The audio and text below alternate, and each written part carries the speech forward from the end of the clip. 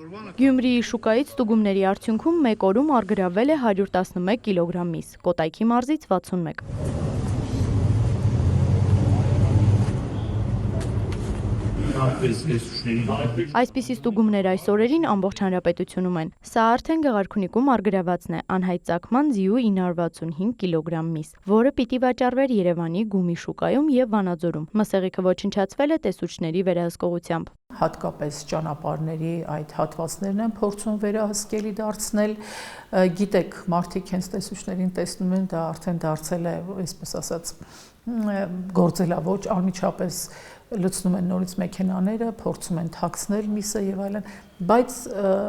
հնարավորինս փորձ է կատարվում վերահսկելի դարձնել այդ շուկային։ 2025-ին մոտ 8 տոննա միս է առգրավել, որից 2 տոննան միայն դեկտեմբերին։ Վաճառվող ցանկացած միս պետք է լինի սպանդանոցային ծագման։ 2020-ից է սա պարտադիր։ 2024-ի սեպտեմբերից էլ որոշում ուժի մեջ մտավ ոչ սպանդանոցային ծագման միսը առգրավել ու ոչնչացնել։ Ես չեմ ուզում այլ տարիների հետ համեմատություն անել, որովհետև պիտի ասեմ, որ այն ժամանակ չէր գործում այս պայմանը, իսկ հիմա արդեն գործում է եւ բնականաբար ավելի շատ է,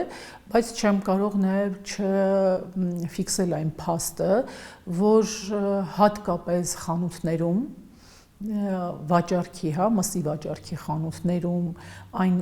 բաժանմունքներում, որտեղ միս է վաճառվում, մենք շատ ավելի հաճախ ենք հանդիպում սպանդանոցային ծագման մսին։ Եթե միսը սպանդանոցային է, ապա պարտադիր պետք է ունենա կնիքներ, օրինակ խոշոր եղջերավոր անասունների համար 2 կնիկ, կենդանու ականջապիտակի համարը եւ մորթի արդյունքում տրված համար 5 անասնաբուժական վկայականի համարը։ Սպանդանոցում մորթված միսը ստուգված է, պարտադիր, որևէ հիվանդ կենդանու միս սպանդանոցից հետո խանութում իրացման ցանցում հայտնվել չի կարող։ Դա հիմնական պայմանն է։ Նախ կատարվում է նախաստուգում,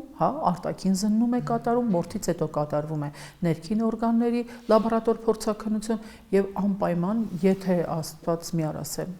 կենդանին հիվանդ լինում, այդ մսեղիկը հենց այդտեղից ենթակա է ոչնչացման եւ մարդու սեղանին չի հասնի։ Բայց մեզ հետ զրուցած քաղաքացիների մեծ մասը միս ընտրելիս ոչ թե կնիքի առկայությանը, այլ մսի գույնին է նայում։ Ես գալիս ես, նայում ես, դուրը տեկավ, առնում ես ու գնում ես։ Այսինքն ձեր համար տարբերություն չկա սպանդանոցային ծագմանա, թե սպանդանոցային Ոչ, դրանից մենք չենք հասկանում։ Նայում ենք, եթե ինքը պարզա, գույնը, տենց ընտրում ենք։ Ծագումը կապ ունի, բայց ուշադրություն չենք դարձնում։ Սխալ է։ 10 տարի է նույն տեղից առնում ենք ջոգած միսը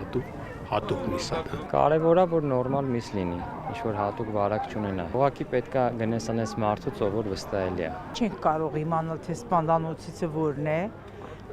Իհարկե շատ ցանկալի է, որ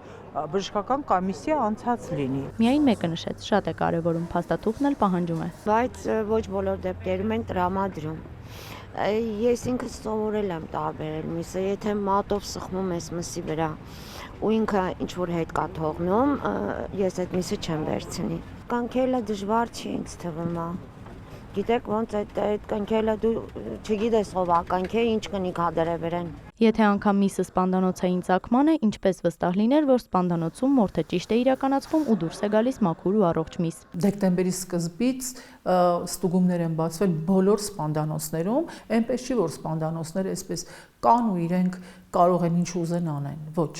Իրենք էլ համարվում են սննդի շղթայի օպերատոր եւ որպես սննդի շղթայի օպերատոր ենթակա են ստուգումների։ 100-ից ավելի սպանդանոցների կեսում արդեն իսկ իրականացվել են ստուգումներ։ Երկուսի գործունեությունը կասեցվել է սանիտարահիգիենիկ նորմերի խախտման պատճառով։ Վերադառնալով վաճառքին, փողոցներում կարելի է պարբերաբար տեսնել նաեւ սպանդանոցային ծագման միս, բայց ոչ սանիտարահիգիենիկ պայմաններում վաճառվող։ Փողոցում վաճառվող միս մսեղիկը, եթե նույնիսկ ունի սպանդանոցային ծագում, այդ պայմաններում վաճառել չի կարելի եւ այն նույնպես առգրավում եւ ոչնչացվում է։ Անվեն վաճառողի կողքին մեկ տեսուչ կանգնեցնել հնարավոր չէ։ Հորդորում է մարդիկ լինեն ավելի զգոն, ահազանգեն, քանի որ խոսքը նախ եւ առաջ իրենց առողջության մասին է։ Չստուգված միս պարզապես չգնեն։ Էմմա Վարդանյան, Մհեր Կիրակոսյան, լուրեր։